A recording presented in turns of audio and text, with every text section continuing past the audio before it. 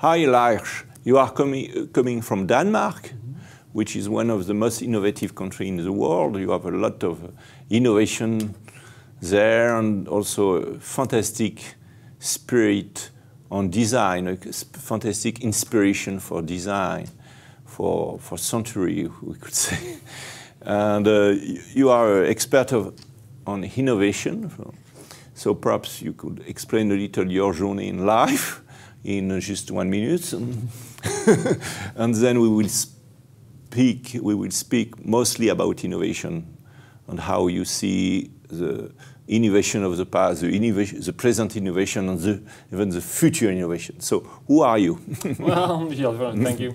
Well, my name is Lars Larsson. I work as you could say, innovation designer for big companies around the world, and also I'm the lead faculty teaching on executive programs at Copenhagen Business School and teaching in innovation and on innovation. So you could say I'm kind of both a practitioner and a theoretician on this area. That is really interesting because you are doing the two, doing and thinking. Yeah, it's hard. You have to walk the talk.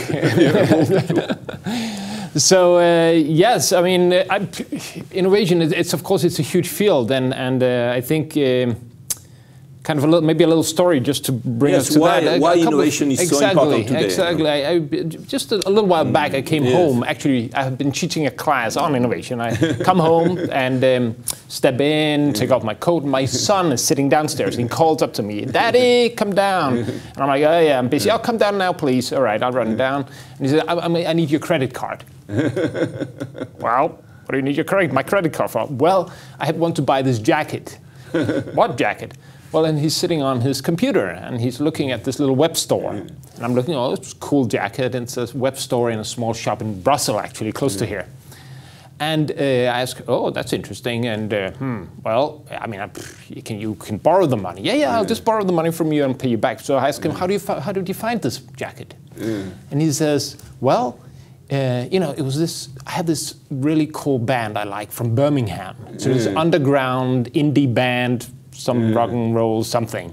And in a YouTube video, he sees the singer wear a jacket that he likes. Now what does he do? He gets on in his virtual world, puts out a question. Who knows this singer in this obscure band from Birmingham, and what jacket does he wear? Within half an hour, he located the one shop in the world with this one designer in Brussels who sells this jacket. Yes, it is a lot. Now he's selling. It is a lot about how shy today are looking for innovation, very specific product. And that really that was like a very clear example of what the experience and also what a lot of the research we're doing in innovation shows is that you say, like when we used to do research, what would we do? Well, we would establish a jacket, we have to find a jacket. So we bring out the huge amount of, try to research and Google and figure out how can we find this information. What he does is a very simple act of collaboration. He enters a virtual community, asks a question, and gets an answer. So very fast, and it's based on him having a global community of young people interested in weird rock and roll. Yes. Now, when we do innovation research, one of the things, you say innovation as a field really came as an academic field, really showed up right after the Second World War. And you had researchers like Van Hauer-Busch, some of the very early researchers on what is innovation as a field, like a discipline that we can do research in, that we can create programs for.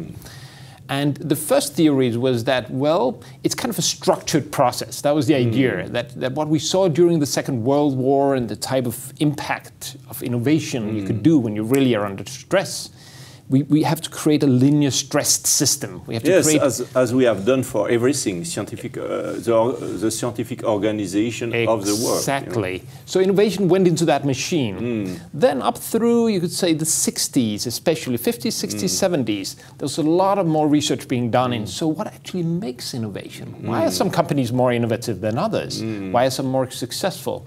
And you had people like Michael Porter, a classic, who suddenly begins to realize, looking at the data, that, well, it's not so simple. You cannot really put a linear run-up and predict innovation. Yes, linear, we discovered that linear was good to improve produce. Exactly. That was quite good. Oh, excellent for managing, for little improve on an old product. Exactly. But the question was more how we make rupture innovation. And that, of course, exactly. And so that was the big question. So it suddenly becomes an issue that when you look at the data, you realize, well, if successful companies actually not really being particularly linear, they're actually talking to all kinds of people. Where Michael Porter and his cluster theory, you had to kind of talk with different universities and companies. You had the whole notion of triple helix or even quad helix innovation. And all the way up to Chesborough and Van Hippel at MIT and the notion of open innovation, beginning understanding that innovation happens in a very strange field of iterative attempts, dialogue, going in and out of the research department. And so you can say that the story of innovation as an academic discipline is really a story of slowly understanding that innovation comes not as a planned process, but much more as a relational process. It actually happens in relationships, in dialogue, in iterative turns, within given clusters, within given communities, or even on a global scale. And I think this is kind of the key insight that today's companies really have to realize. That it is open innovation. You are speaking about open innovation. Basically. It is basically the new term, which is was a little trends 10 years ago, and who are moving very fast globally, quickly. The major new big thing in innovation.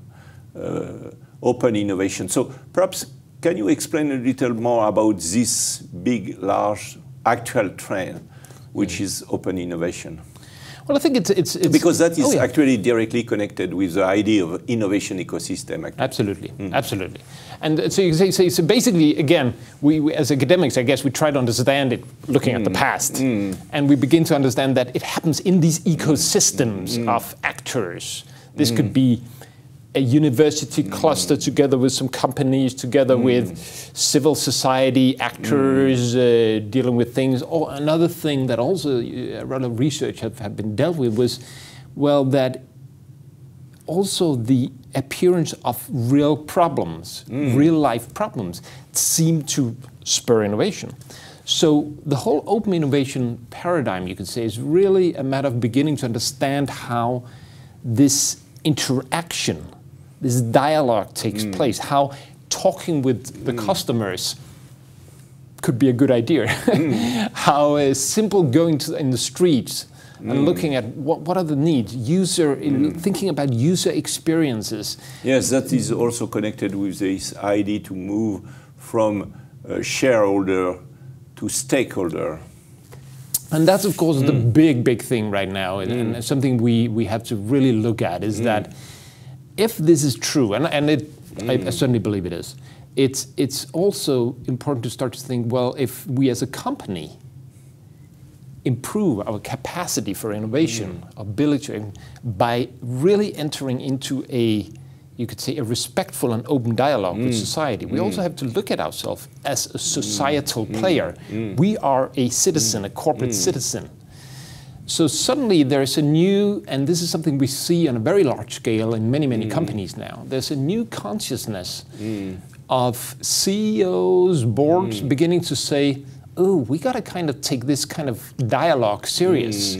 We got to kind of reach out into society. We got to reach out into our customers, our partners, our suppliers, and begin to see ourselves more as you could say, a partner in a larger context. Even a participant. A participant. Now there are companies who are asking questions to everybody on Earth through internet, and then they have answer a lot more quicker than if they have asked their R&D department. So it is very interesting as kind of evolution.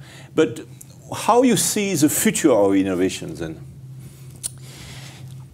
I think the next natural step, and we're already seeing this in big companies like Unilever, like PepsiCo, huge companies who are taking that next step into realizing that if that is true, that we're actually gain from opening up our innovation, that has much more impact on a much larger scale than I think we've really understood before. And so what you see now happening, and I think we'll be seeing that a lot more over the next 10, 20 years, are companies who take an approach which they say, well, if we actually, in unpredictable ways,